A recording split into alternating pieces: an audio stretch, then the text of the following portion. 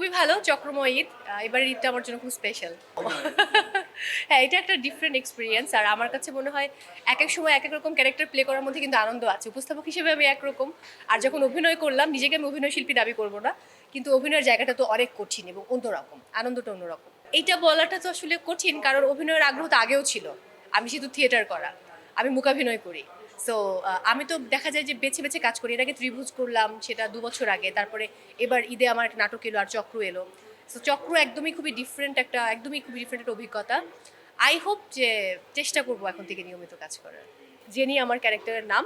মেয়েটা অন্ধ এবং ও ১২ বছর ধরে চোখে দেখতে পায় না। বাকিটা জানতে হলে ক্যারেক্টারটা খুবই গ্রে একটা ক্যারেক্টার, খুবই কঠিন একটা ক্যারেক্টার। সো যখন আমাকে ভিকি ভাইয়া এটা বলছিল যে এই ক্যারেক্টারের জন্য, আমি খুবই ভয় পেয়ে গিয়েছিলাম, আমি খুবই নার্ভাস ছিলাম। তৌসিফ ভাইয়া কিন্তু তার বক্তব্যের শুরুতে বলেছে, মৌ বলতো আমি নার্ভাস। সো ওই নার্ভাসনেসটা কিন্তু ছিল, কারণ অন্ধের ক্যারেক্টার করাটা খুব কঠিন ব্যাপার। সো আমি চেষ্টা করেছি। আর যেহেতু ক্যারেক্টারটা গ্রে, এই অন্ধ মেয়েটার কি হয় বা কেমন ও আসলে এটা জানতে হলে তো চক্র দেখতে হবে।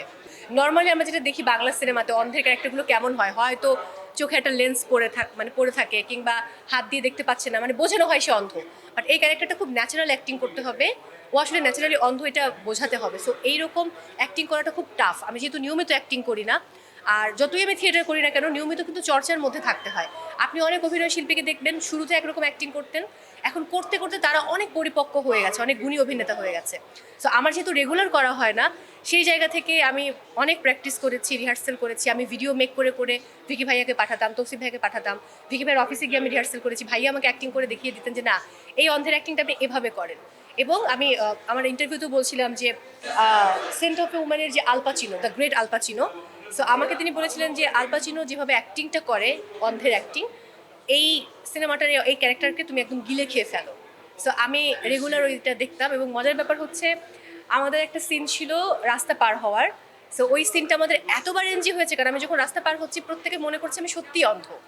এবং যখন আমি আবার নর্মাল ক্যারেক্টারে ফিরে আসি, তখন আমাকে ভিকি ভাই বলতেছিল, মৌ তোমাকে অন্ধ লাগতেছে, তুমি নর্মাল হয়ে অ্যাক্টিং করো।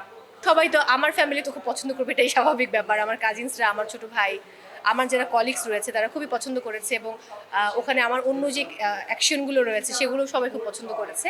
এখন বাকিটা আসলে দর্শক বলবে। আর দর্শক আপনারা অবশ্যই চক্র 2 দেখবেন এবং রিভিউ দেবেন কেমন লাগলো। জেনিকে কেমন লেগেছে অবশ্যই জানাবেন। আর জেনি কিন্তু ভিকি জাহেদের খুবই পছন্দের ক্যারেক্টার। নট অনলি ভিকি ভাইয়া, তৌসিফ ভাইয়া এবং বাতুনাপুর খুবই পছন্দের ক্যারেক্টার হচ্ছে জেনি। সো অবশ্যই জেনিকে নিয়ে ফিডব্যাক দেবেন।